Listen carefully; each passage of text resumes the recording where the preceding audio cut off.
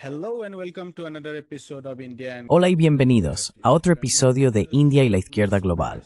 Si eres nuevo en el programa, por favor no olvides suscribirte. También puedes considerar hacerte miembro de YouTube, convertirte en patrocinador o donar pequeñas cantidades usando el enlace en la caja de descripción. Pero lo mínimo que puedes hacer es dar like, compartir y ver este programa.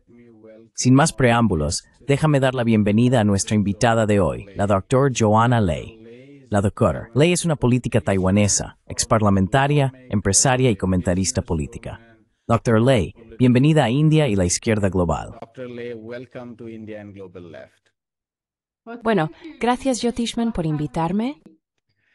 I want to start with Quiero empezar con, de hecho, me puse en contacto contigo después de que invitáramos al profesor John Mearsheimer y entramos en un debate sobre el futuro de Asia. Muy brevemente, él argumentó que las diferencias entre las naciones asiáticas no pueden resolverse por sí solas. Sería Estados Unidos quien estaría en la región y que los países, aparte de China, deberían aliarse con Estados Unidos para contener a China. Surgió la cuestión de Taiwán. No la desarrollamos, pero muy brevemente, el profesor Mearsheimer dijo que la postura pro-independencia en Taiwán está bastante extendida y es bastante mayoritaria. Nuestra interpretación fue que el DPP representa claramente esa posición y que hay otros partidos políticos que también lo hacen, pero no estamos seguros de cuánta parte de la población en general comparte esa visión. Y por supuesto, el KMT no adopta esa postura. Así que si pudieras empezar por aquí y contarnos, ¿cuál es la opinión general en Taiwán respecto a su relación con Estados Unidos y la República Popular China? regarding its relationship with the United States and the People's Republic of China. Okay, let's go directly to the crux of it. Bien, vayamos directamente al meollo de la cuestión. Empezaré con los números y luego me gustaría decir unas palabras sobre tu conversación con Mearsheimer, porque la vi con interés. En las últimas elecciones generales, aproximadamente el 70% de la gente acudió a votar. De esos, el 40% votó por el actual presidente, Lai Ching-te, del DPP. Así que si miras a toda la población votante, eso es el 70% multiplicado por el 40%, lo que significa que tienes un 28% de personas que emitieron su voto por él. Los demás pueden estar o no de acuerdo con su postura. Algunos simplemente no tenían una opinión. Así que tienes DNA. Eso es lo que llamamos no sabe o no contesta, ¿verdad? En cualquier encuesta. Pero he aquí, ese 28%, cuando se somete a una discusión sobre si la población actual está de acuerdo con una dirección que lleve a la guerra, es una historia completamente diferente.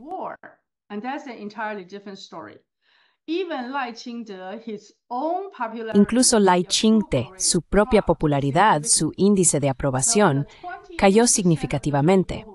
Así que el 28% de las personas que votaron no estaban todas de acuerdo con su postura sobre la independencia de Taiwán, que puede o no llevar a una guerra.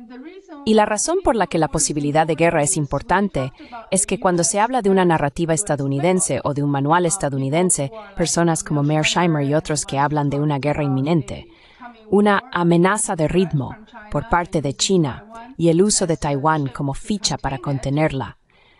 Estas personas creen y afirman que la mayoría de la gente en Taiwán apoya tanto la idea de una democracia independiente que están dispuestos a ir a la guerra por ella.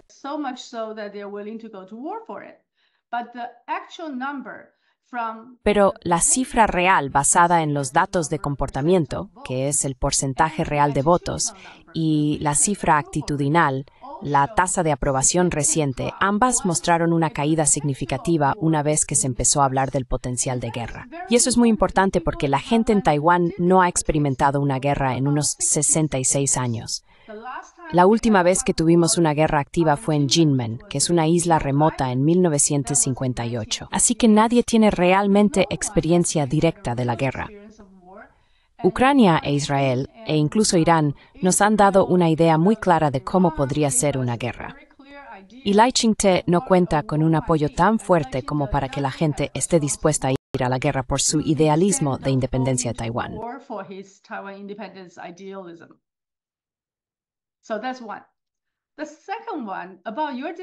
Eso es uno.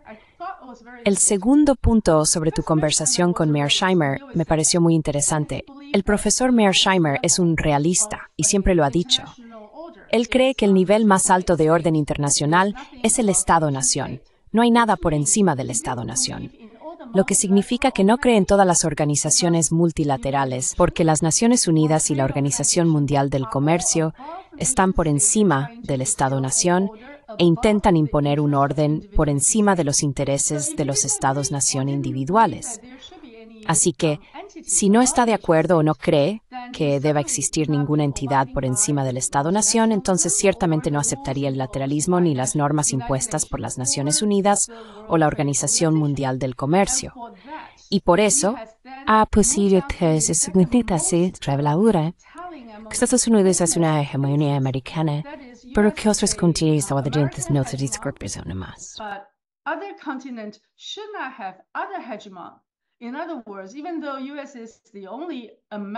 En otras palabras, aunque Estados Unidos es el único americano, refiriéndose al continente, el hegemón americano, si no hay otros hegemones en ningún otro continente, entonces de facto es el único hegemón mundial.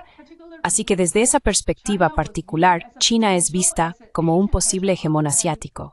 Con esa perspectiva, tanto tu país, India, como donde yo estoy, Taiwán, están siendo utilizados para diferentes propósitos y sus roles utilitarios son ligeramente distintos.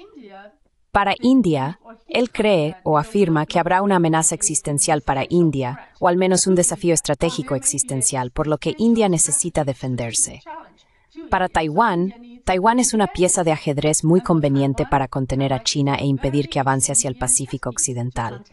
Así que tanto India como Taiwán están siendo vistas como piezas de ajedrez altamente utilitarias. Y ese parece un motivo de nuestro tío.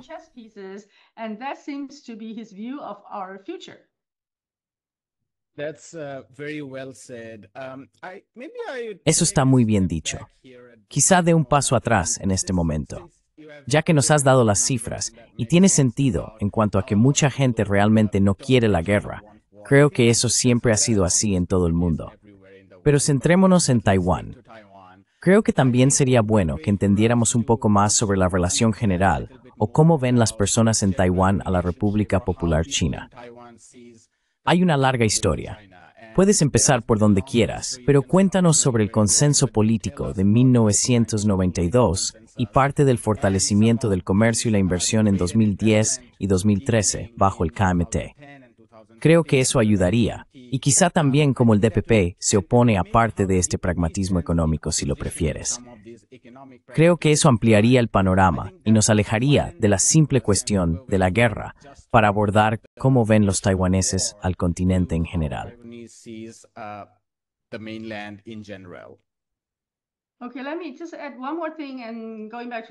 Bien, permíteme añadir una cosa más y volver a tu pregunta. Según la perspectiva de Mearsheimer, él tiene otro tipo de punto ciego. Es decir, define la relación entre Taiwán y China como una relación de Estado a Estado, y por lo tanto Taiwán se utiliza como la línea del frente para contener el expansionismo chino. Sin embargo, si alguien lee un poco sobre la historia de la Segunda Guerra Mundial, o incluso desde 1911, sabría que Taiwán y China, en realidad, el list of South area served the represent the North. No officials ran after that. No twelve and eight, as such QP IRAP, and resulted in the ROC government moving to Taipei. So if you take that position, así que si adoptas esa postura, sería como Alemania del Este y del Oeste, o Corea del Norte y del Sur. Esa sería una definición más apropiada de cómo los dos gobiernos deberían y han estado intentando relacionarse entre sí. Así que tu pregunta trata sobre nuestra economía política general, la supervivencia de Taiwán y cómo la gente percibe la relación. Creo que el mejor ejemplo serían los vuelos directos y nuestro turismo a través del estrecho. Porque aunque estábamos en una paz de facto, pero de jure en guerra, la guerra civil no ha terminado, durante mucho tiempo, la gente no podía moverse libremente a través del estrecho de Taiwán.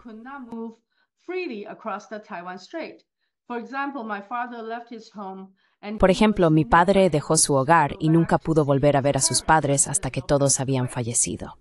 En 1987 y 1988, Taiwán fue relajando gradualmente las restricciones para permitir que la gente regresara a Taiwán, pero aún teníamos que ir a un tercer lugar. Por ejemplo, tenías que ir a Hong Kong, tenías que ir a Japón, tenías que ir a otro sitio.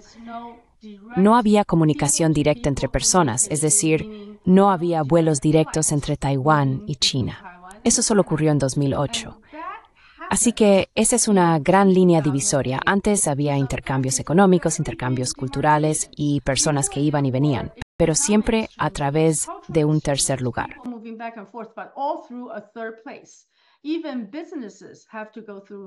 Incluso las empresas tuvieron que recurrir a terceros lugares para establecer sus organizaciones, estructuras empresariales y fábricas. Pero en 2008, y de hecho me lastimé un dedo, cuando el DPP se negó a permitirnos aprobar una regulación para autorizar vuelos directos, la gente finalmente pudo volar de Taipei a Pekín, a Shanghái, a todos los diferentes lugares. Y durante esos años se podía ver a la gente cruzando el estrecho de Taiwán, alrededor de 300,000 a 400,000 personas de China continental a Taiwán, y alrededor de 4 millones de personas de Taiwán a China en 2007, con cifras que seguían aumentando. El punto álgido fue cuando más de 4 millones de personas de China viajaron a Taiwán por turismo, visitas familiares y así sucesivamente.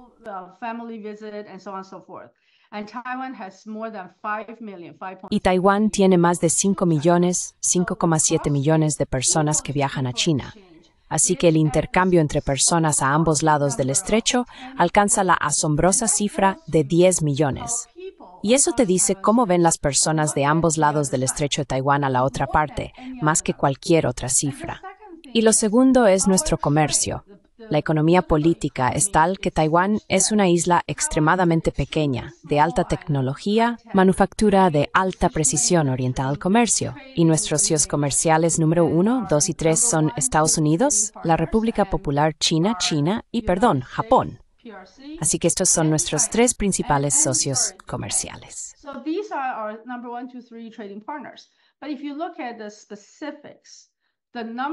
Pero si miras los detalles, el número 1, la industria más grande que todo el mundo conoce y con la que está muy familiarizado, es el negocio de los chips, TSMC y demás. Representan aproximadamente el 50% de nuestro sector más grande. Luego hay un sector de alrededor del 30% que está extremadamente integrado en la cadena de suministro global, ingeniería de precisión, TIC, etcétera, piezas y otros componentes críticos. Ese sector está muy vinculado con China continental. Parte de ello se debe a que hay empresarios taiwaneses en diferentes lugares, pero en su mayoría la RPC envía pedidos a Taiwán. Así que vendemos a la RPC y ese es nuestro mayor superávit.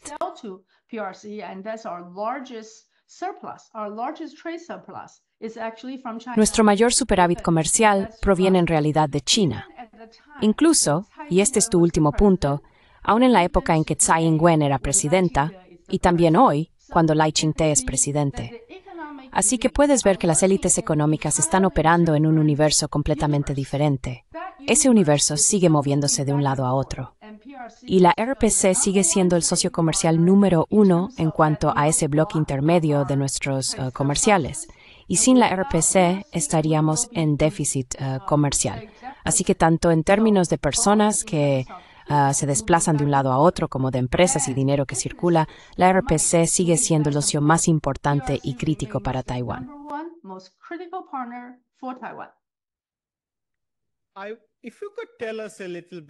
Si pudiera contarnos un poco sobre lo que veo como una contradicción entre la posición política y la posición económica del DPP en lo que respecta a la República Popular China.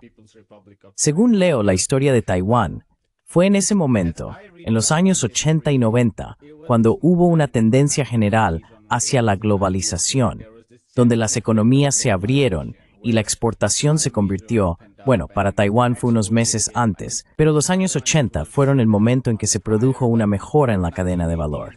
TSMC, UMC, el Parque Científico y así sucesivamente surgieron de ese momento, y esto se profundizó durante los años 80 y 90.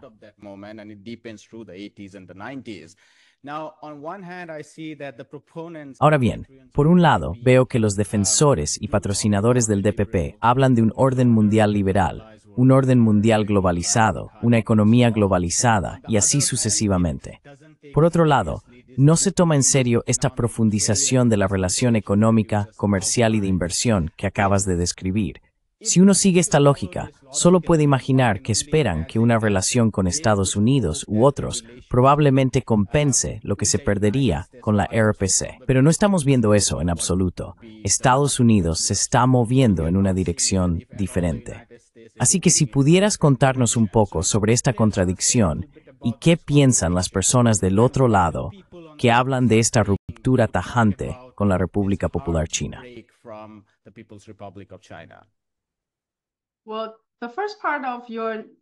Bueno, la primera parte de tu intervención fue realmente acertada.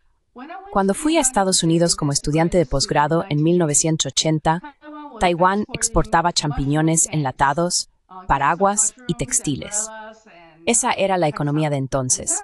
Pero hacia finales de los años 80 y principios de los 90, Taiwán evolucionó hasta convertirse en un lugar con una manufactura muy relevante, especialmente con el negocio de fundición de TSMC. Así que, a partir de ese momento, nuestra ingeniería de procesión, la manufactura de procesión y el material de titanium pasaron a formar parte de la cadena de suministro de macro y de tecnología.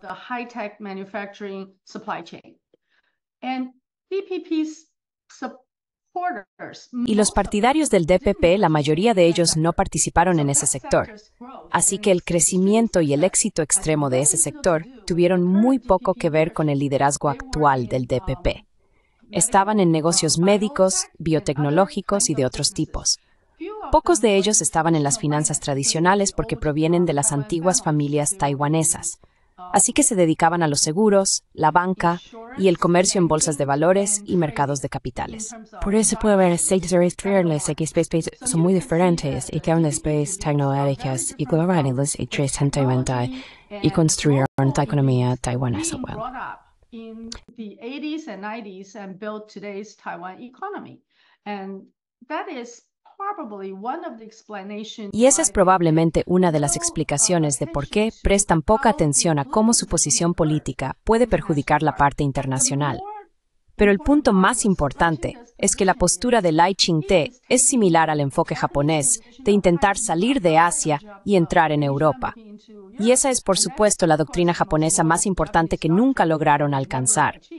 Pero Lai Ching-te, en abril, cuando Trump decidió lanzar un Día de la Liberación para el mundo, la estrategia número 1 de Lai Ching-te fue Chunupei, tengo que decirlo primero en chino. Su estrategia principal es desvincularse de China y entrar en el norte, es decir, en el norte global.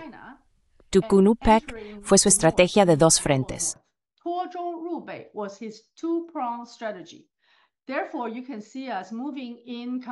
Por lo tanto, pueden ver que nos estamos moviendo en sintonía con lo que exige Estados Unidos. TSMC se está trasladando al norte global. Va a Phoenix en Estados Unidos, a Kumamoto en Japón, a Dresden, Alemania, 3 países del norte global. Esa es su primera estrategia. Y luego la segunda estrategia era desvincularse de China. En su opinión, eso le daría a Taiwán una posición muy única. Queriendo que el norte global protegiera a Taiwán, ocurriera lo que ocurriera. Pero me pareció una ilusión muy interesante porque una vez que trasladas toda esta manufactura de alta tecnología al norte global, ¿por qué iban a volver y protegerte?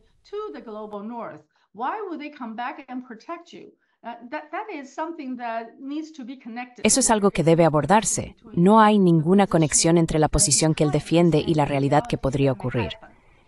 Y luego, el segundo punto es que, si te desvinculas y te alejas de China continental, te apartas de dos tendencias clave para la supervivencia económica de Taiwán. La primera es que tu base manufacturera actual perderá a su principal socio comercial, los compradores. Perderás eso porque proviene de China.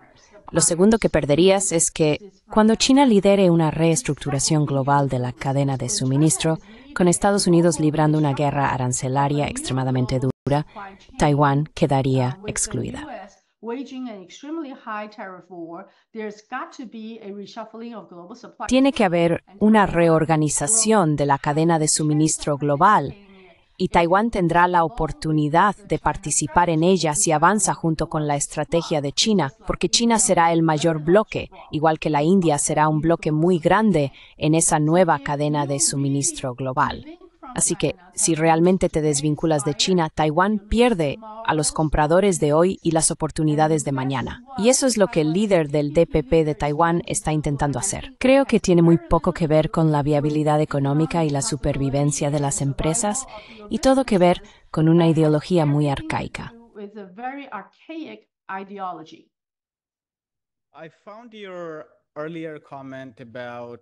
Me pareció muy interesante tu comentario anterior sobre la base de apoyo exportadora de manufacturas, que probablemente no es el pilar principal del DPP, porque eso también refleja la división entre la industria y los servicios. Pero no solo eso, también se puede pensar en la clase media frente a la clase trabajadora, la clase empresarial frente a la clase trabajadora por un lado y la clase media por otro. Esto me recuerda al llamado movimiento girasol. Si pudieras contarnos un poco tu opinión al respecto, porque al mundo exterior se le presenta este movimiento como un movimiento democrático, pro-democracia, liderado por estudiantes y activismo juvenil, etc. ¿Cómo interpretas tú ese movimiento? ¿Y cuál ha sido el legado de ese movimiento?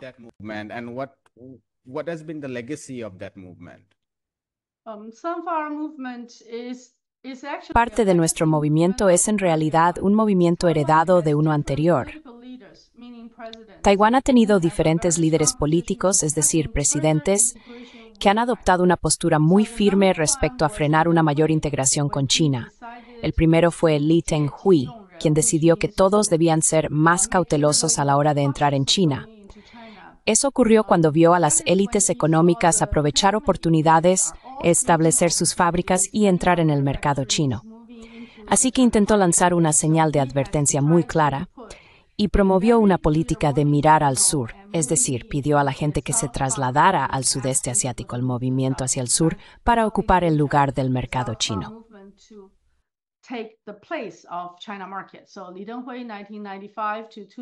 Así que Lee Teng-hui, desde 1995 hasta 2000, aproximadamente en esa época, fue el primero en intentar frenar el traslado de empresas de Taiwán a China. Ese también fue el momento en que algunas de las empresas de baja tecnología, fabricación básica, se estaban yendo a China, con grandes cantidades yendo a Guangdong y Fujian, pero sobre todo a Guangdong. El primer presidente del DPP, Chen Shui-bian, continuó con esa postura en 2002. Así que siguieron vigilando, controlando y gestionando a los empresarios taiwaneses que iban a China. Esa fue la primera vez. La segunda fue el movimiento girasol. Eso ocurrió cuando ya teníamos una relación económica extremadamente abierta durante la época de Ma Ying-jeou.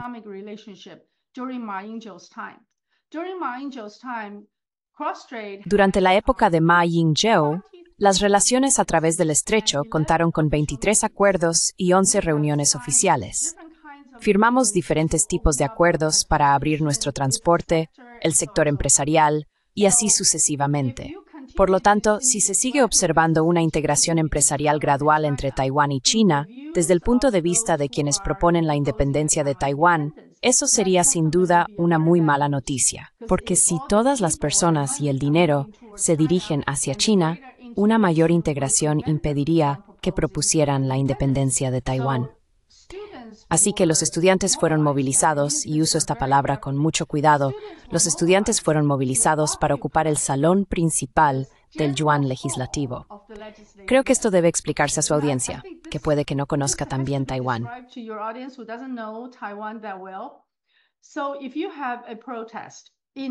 Así que, según nuestras normativas locales, no se puede protestar en lugares de instituciones gubernamentales importantes.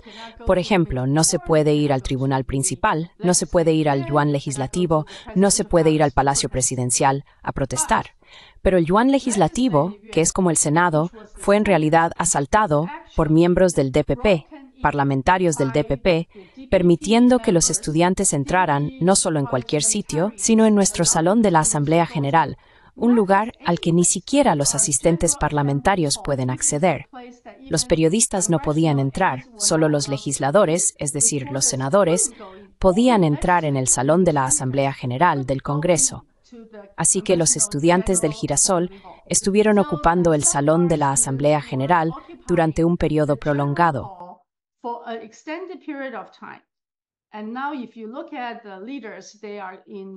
Y ahora si miras a los líderes, están en los principales puestos del DPP. Los 3 líderes son ahora figuras políticas apoyadas o aprobadas por el DPP.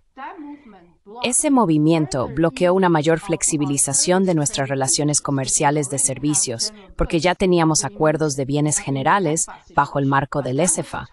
Pero en ese momento intentábamos avanzar un paso más en el comercio de servicios, de hecho, a petición de las empresas taiwanesas. Si trabajas en el sector financiero, si eres un banco o una compañía de seguros, y China te da una vía especial, permitiéndote entrar con menores requisitos de capital y un acceso más fácil al mercado chino, entonces tendrías una ventaja inicial frente a todos tus competidores internacionales.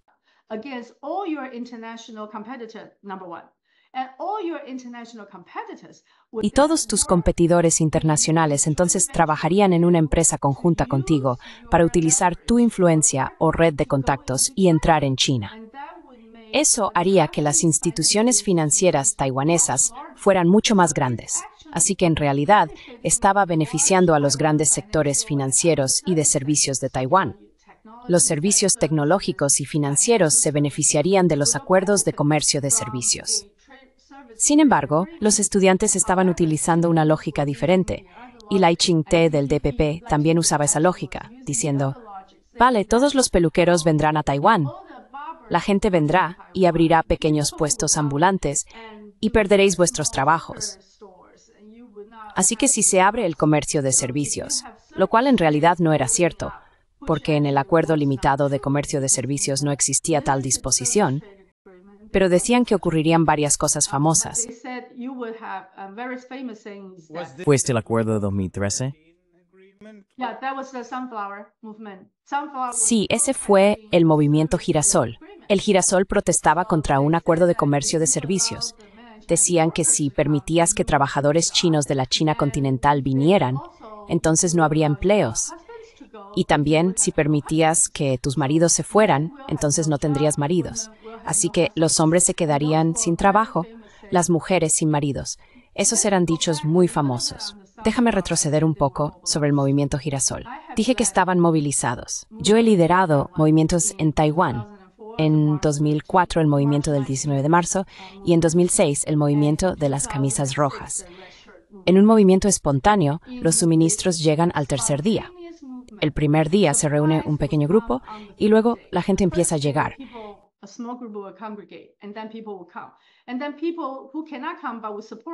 Y luego las personas que no pueden venir pero quieren apoyarte enviarán muchísimos suministros. Hacia el final del movimiento Camisa Roja, teníamos más comida de la que podíamos comer, así que en realidad la distribuimos entre personas sin hogar. Pero el primer día, en la primera hora del movimiento Girasol, cuando estaban a punto de entrar en el salón de la Asamblea General del Yuan Legislativo, ya había un puesto de suministros instalado en la acera del Yuan Legislativo. Y conozco muy bien ese lugar. He participado en tantos movimientos de masas y nunca había visto a nadie con cajas y cajas de suministros muy bien organizados. Eso fue fruto de una movilización masiva. Se gestionó logísticamente.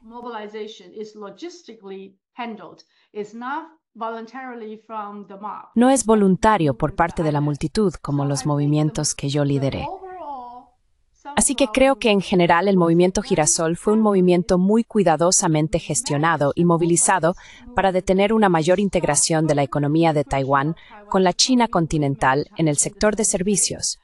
Sin embargo, utilizó algunos líderes estudiantiles muy conocidos y permitió que muchos estudiantes llevaran a sus compañeros a las calles y que los profesores llevaran a sus alumnos a las calles en nombre de una protesta democrática y de elecciones democráticas para los estudiantes, incluso para los de secundaria.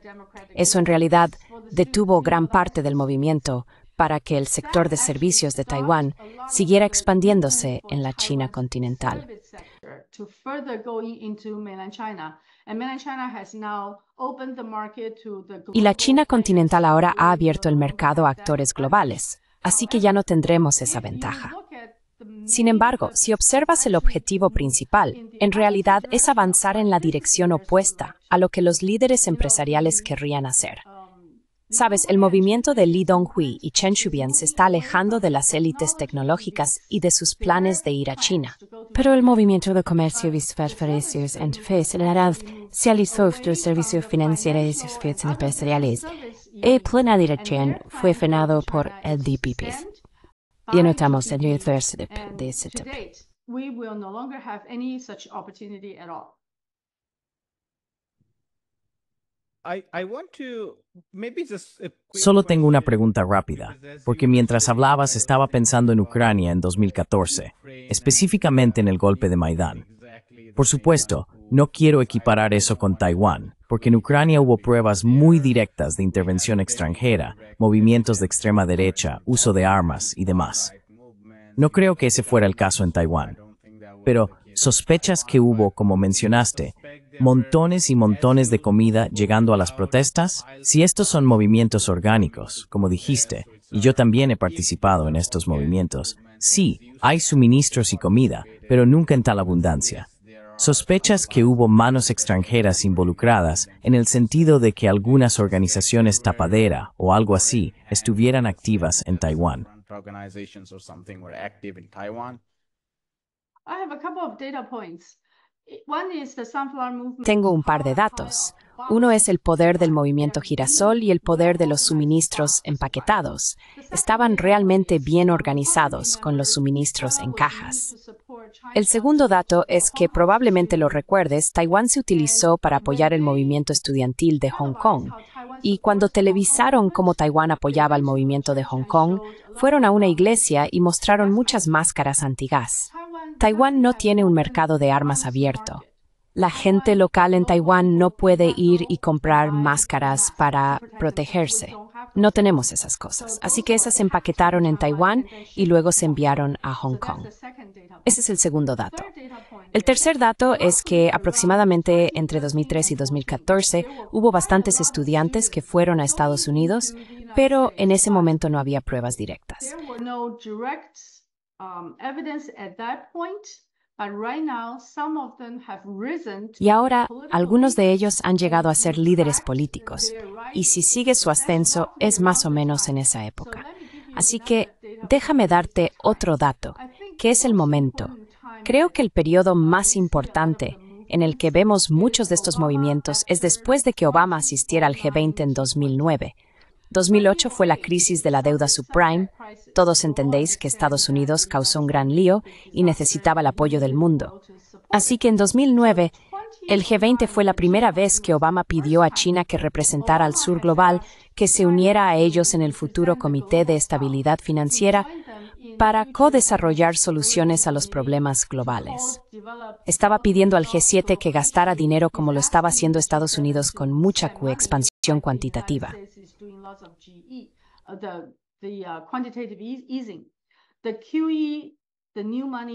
La flexibilización cuantitativa, el nuevo dinero impreso, fue utilizado por los países del G7 y también estaban pidiendo ayuda a otros países. Pero aproximadamente en esa época, en 2010, el PIB de China alcanzó alrededor del 15% del PIB mundial. En ese momento, Europa solo estaba en el 16% y Estados Unidos en el 19%, y ambos estaban descendiendo a ese nivel, mientras China ascendía desde su ingreso en la OMC. Así que creo que ese posible cruce es el momento en que Estados Unidos cambió su postura hacia China. Fue entonces cuando Estados Unidos empezó a ver a China como una amenaza de ritmo, un término que se escucha constantemente. China nunca representó una amenaza militar ni de otro tipo para Estados Unidos, así que ¿por qué se la considera una amenaza de ritmo?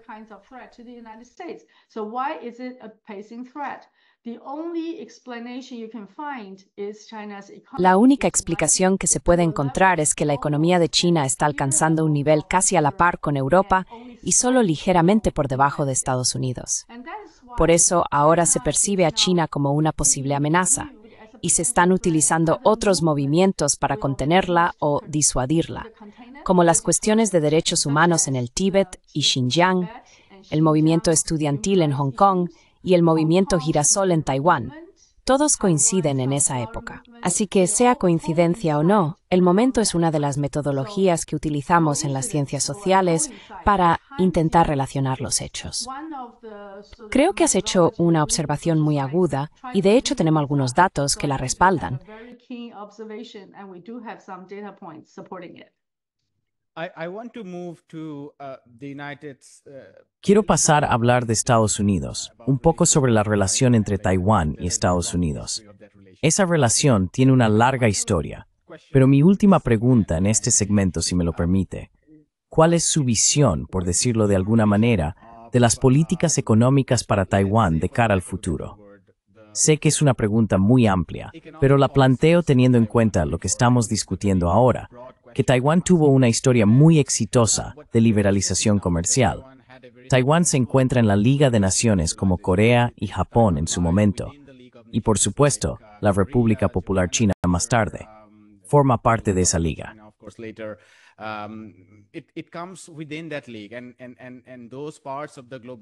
Y en aquellas partes del sur global donde eso no funcionó, India, por ejemplo, pero también muchos países africanos, Taiwán fue utilizado como un caso de estudio por los ideólogos del neoliberalismo para impulsar una apertura imprudente, sin reconocer que estas políticas solo tuvieron éxito bajo ciertas condiciones en determinadas áreas y que nunca funcionarían de la misma manera en otros lugares. No obstante, hubo una primera fase de liberalización, hubo mejoras y la gente dejó la agricultura. Luego surgió la cuestión de la liberalización del sector servicios, de la que hablaste, y esa nunca llegó a despegar del todo.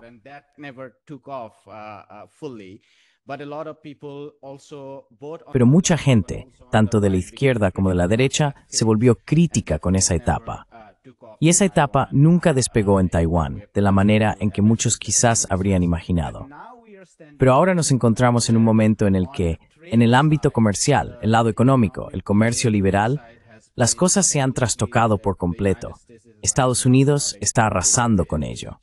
Así que mucha gente está replanteándose el tema comercial. Pero luego está toda la arquitectura financiera global, que también está bajo una seria amenaza con, ya sabes, la amenaza al dólar y, en cualquier caso, la falta de comercio inclusivo, la falta de inclusión en el FMI y el Banco Mundial, y así sucesivamente.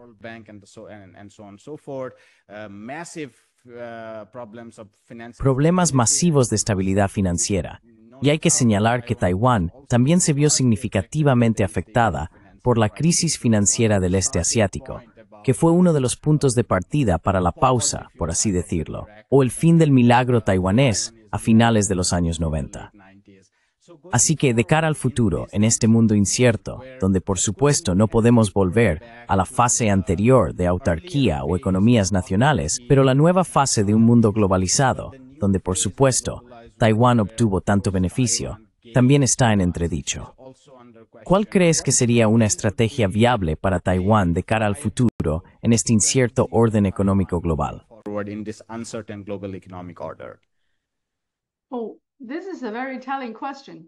Esta es una pregunta muy reveladora.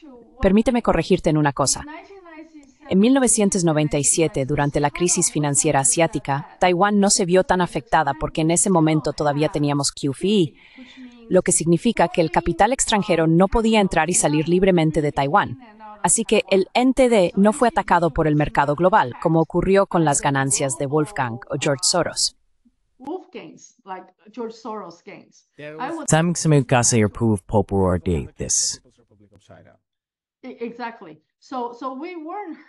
Exactamente.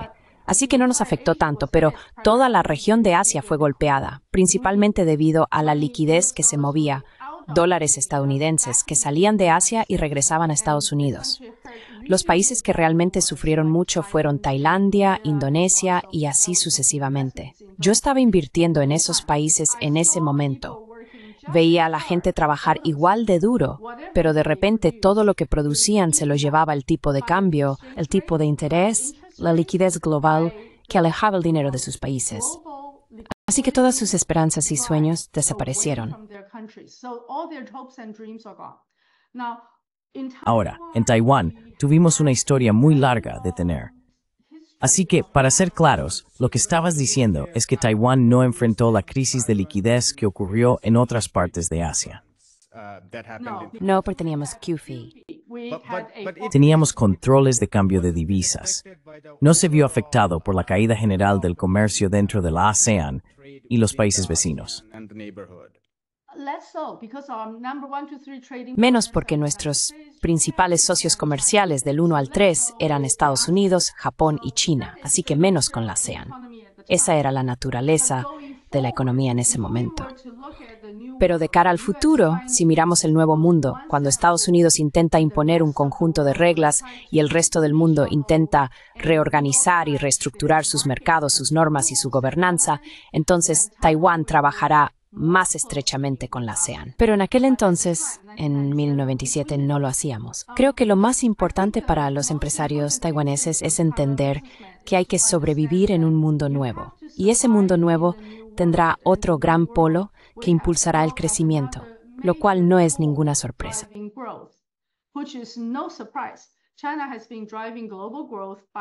China ha estado impulsando el crecimiento global en torno al 30% cada año durante un periodo de tiempo cerca de una década. Así que si observamos la situación actual, Taiwán tiene la opción de acercarse más a China y al sur global en medio de la reconfiguración, y necesitamos replantear nuestra estrategia nacional. Y eso es lo que Taiwán no tiene en este momento. Antes teníamos un Consejo Económico y ellos elaboraban planes económicos a 5 años. Así que todos los logros, como durante la crisis del petróleo en los años 70, debido a la crisis del petróleo, nos desviamos hacia la construcción de infraestructuras, dejamos de lado otros planes y centramos toda nuestra atención y recursos en la construcción de infraestructuras.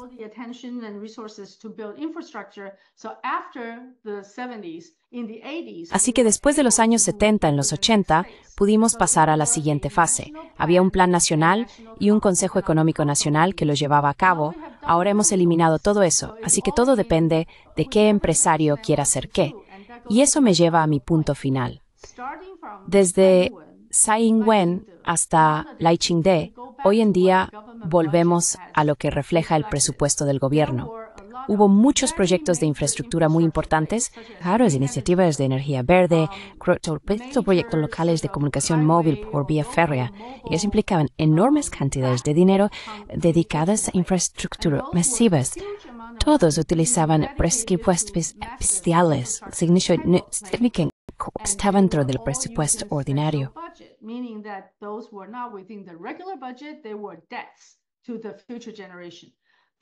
Eran deudas para las futuras generaciones. Esos recursos estaban distribuyendo entre los partidarios políticos.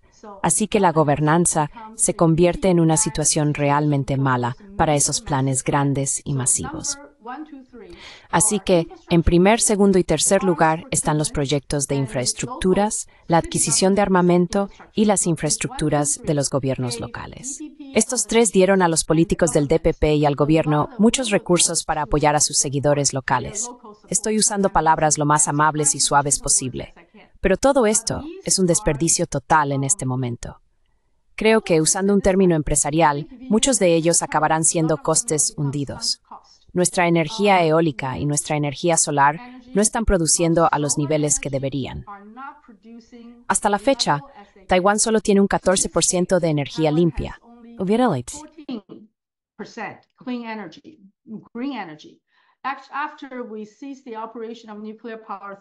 Después de que cesamos la operación de la central nuclear 3, lo cual fue hecho por el gobierno anterior, nuestra energía verde es menos del 10%. Pero en los últimos 10 o 15 años hicimos un plan para detener toda la energía nuclear en 2025, que es este año, reemplazándola por energía verde. Así que destinamos mucho dinero. Y si vienes a Taiwán, verás aerogeneradores totalmente inútiles, paneles solares de muy baja utilidad y plantas hidroeléctricas casi inactivas. Así que ya sabes, el gobierno lo es todo. El gobierno regula y distribuye los recursos. Pero si no son una máquina útil, entonces tendrás mucho dinero convertido en costes hundidos en este momento.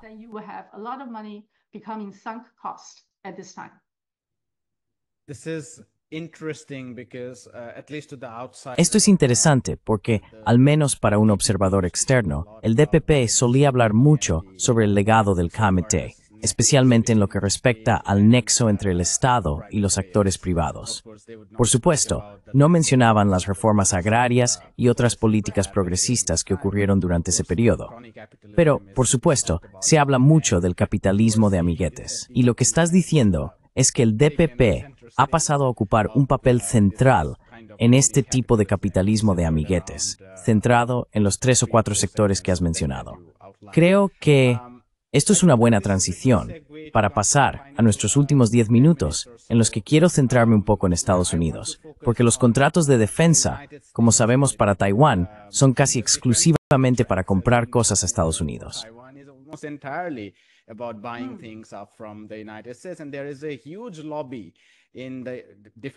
Y existe un enorme lobby en el complejo industrial de defensa y en el Pentágono y demás en Estados Unidos.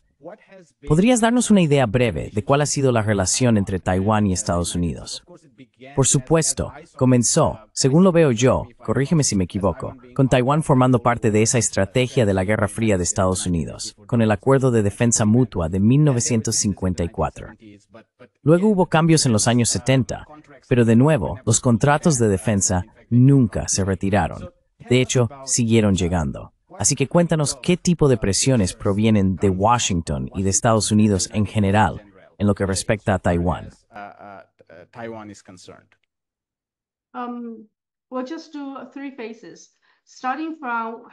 Vamos a dividirlo en 3 fases.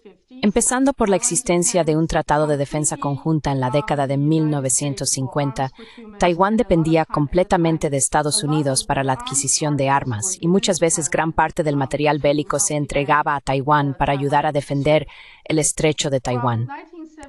De 1972 a 1979 hubo un cambio de rumbo repentino. China continental pasó a ser vista como un posible socio para ayudar a Estados Unidos a frenar a la URSS. Así, en 1972, Taiwán perdió su representación en el Consejo de Seguridad de las Naciones Unidas y en la propia ONU. En 1979, Estados Unidos rompió relaciones diplomáticas con Taiwán y puso fin al Tratado de Defensa Conjunta. Tras la ruptura de relaciones y la finalización del Tratado de Defensa, hubo un periodo en el que Estados Unidos, especialmente las repúblicas de Taiwán, áreas básicas de autodefensa.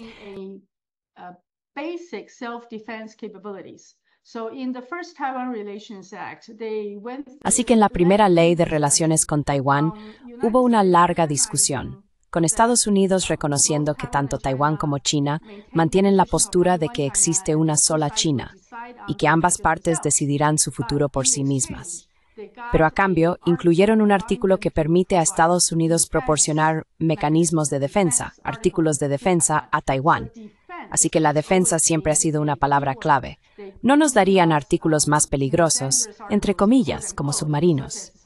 Ahora ha habido un cambio repentino bajo los 2 últimos presidentes, empezando por Tsai Ing-wen, pero aún más bajo Lai Ching-te, en el segundo mandato de Tsai Ing-wen, cuando Lai Ching-te ya era vicepresidente.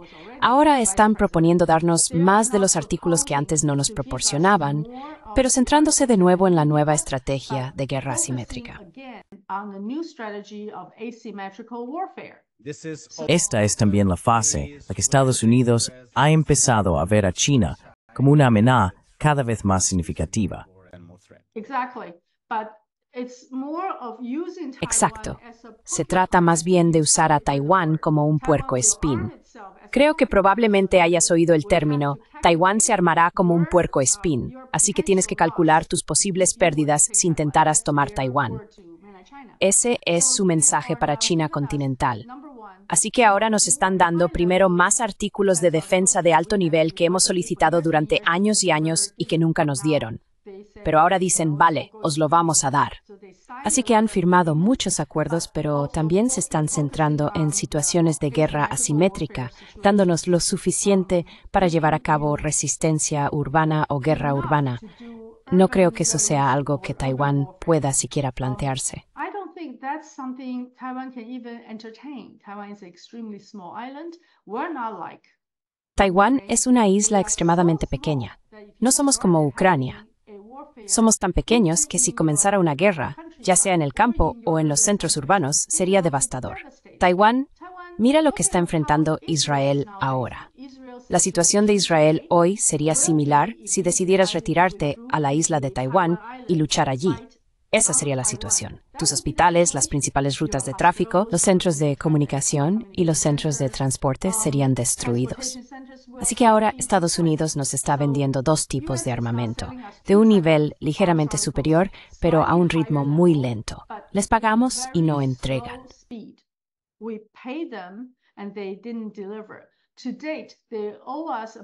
Hasta la fecha, nos deben aproximadamente 9.180 millones de dólares estadounidenses en artículos militares importantes que ya hemos pagado y que nunca hemos recibido.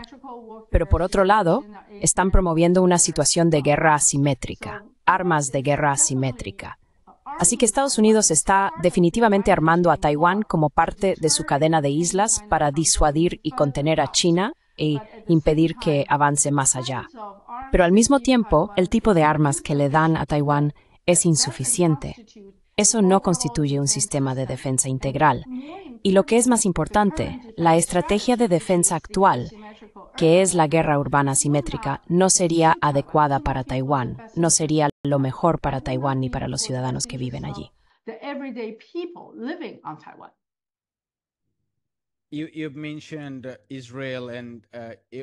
Has mencionado a Israel, y sería aún más devastador para Taiwán. Quiero decir, para empezar, no existe un lobby taiwanés en Estados Unidos como sí lo hay para Israel. Israel tiene una relación muy directa.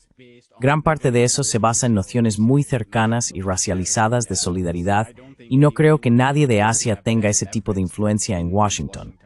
Así que creo que el lugar en el que deberíamos fijarnos es Ucrania. Y como has dicho, las cosas cambiaron en los años 70 porque había una política de contención de la Unión Soviética, y eso significó que Estados Unidos se acercó a la República Popular China y de alguna manera no abandonó, pero sí cambió, su relación especial con Taiwán, lo que provocó mucho resentimiento en aquel momento. Ahora las cosas han cambiado y se ha cerrado el círculo, y Estados Unidos está empujando a Taiwán a ser cada vez más agresivo.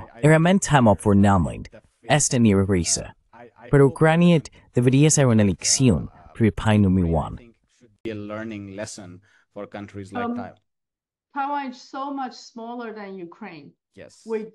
Taiwán es mucho más pequeño que Ucrania.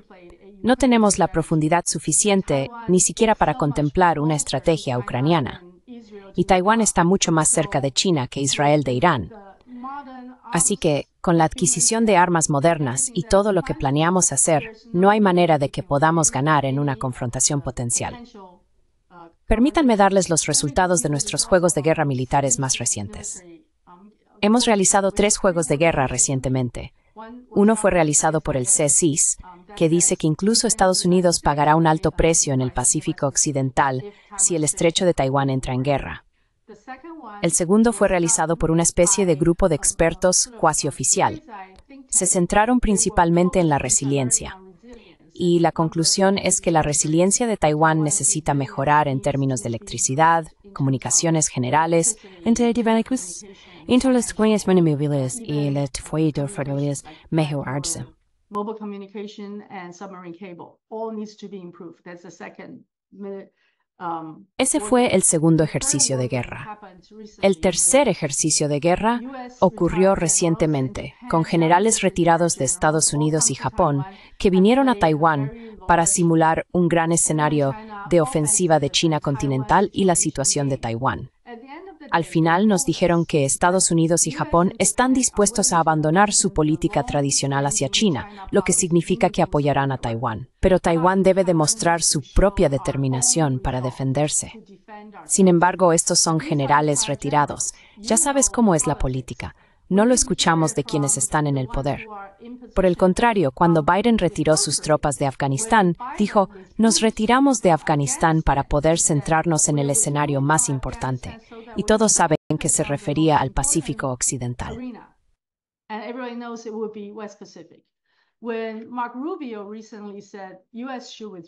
Cuando Marco Rubio dijo recientemente que Estados Unidos debería retirarse de Ucrania y no involucrarse más en la situación de Oriente Medio, porque hay un competidor más importante, ya sabes, ¿de quién están hablando?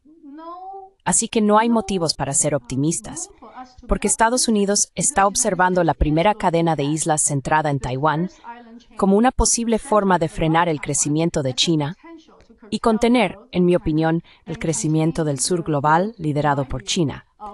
Igual que Mearsheimer te dijo que China es muy peligrosa, así que la India debe tener cuidado con su amenaza existencial. Taiwán debe tener cuidado porque seremos utilizados como el primer paso hacia la expansión de su poder.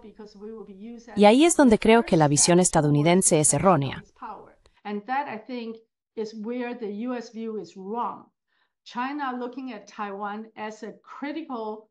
China considera a Taiwán como un interés nacional fundamental, no porque quiera expandirse a otros lugares, sino porque siempre, es decir, China, a lo largo de toda su historia, sus regímenes históricos y dinastías, ha visto Taiwán como una parte inseparable de China. Por eso, lo que estén dispuestos a hacer para mantener Taiwán como parte de China no es lo mismo que harían con otros países. No hay base para decir que, solo porque incluso contemplen el uso de armas o la fuerza para recuperar Taiwán, eso indique que harían lo mismo con Japón, Corea u otros países. No es así, porque esos otros lugares no se consideraban parte de la China histórica y no siempre se han considerado una parte integral e inseparable de China. La dinastía Qing gobernó Taiwán durante más de 200 años. Solo en 1895 Japón la ocupó, durante 50 años.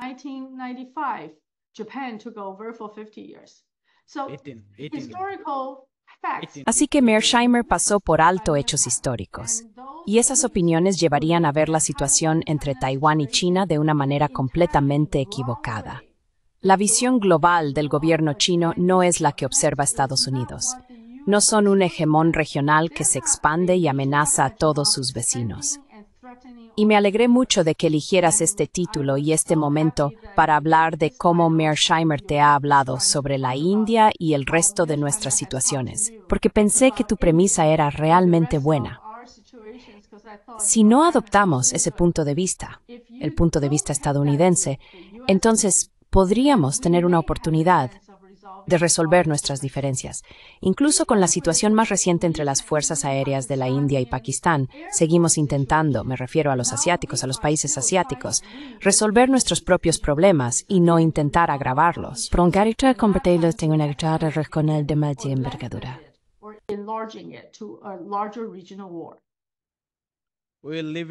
Lo dejamos aquí, doctora Lei. Muchísimas gracias por sus respuestas tan perspicaces y que tenga una excelente noche. Y deberíamos rezar por Oriente Medio, es realmente peligroso.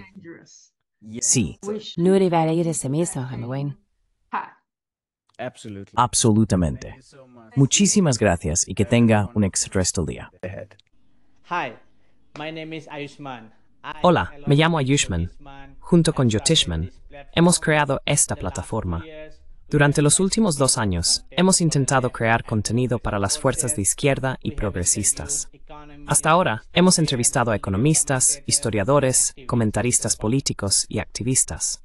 Si te ha gustado nuestro contenido hasta ahora y quieres que construyamos un archivo para la izquierda, tengo 2 peticiones para ti. Por favor, considera hacer una donación a la causa. El enlace está en la descripción de abajo. Además, si no puedes hacerlo, no te sientas mal. Siempre puedes dar like a nuestros videos y compartirlos con tus compañeros. Por último, no olvides suscribirte al canal. Don't forget to hit the subscribe button.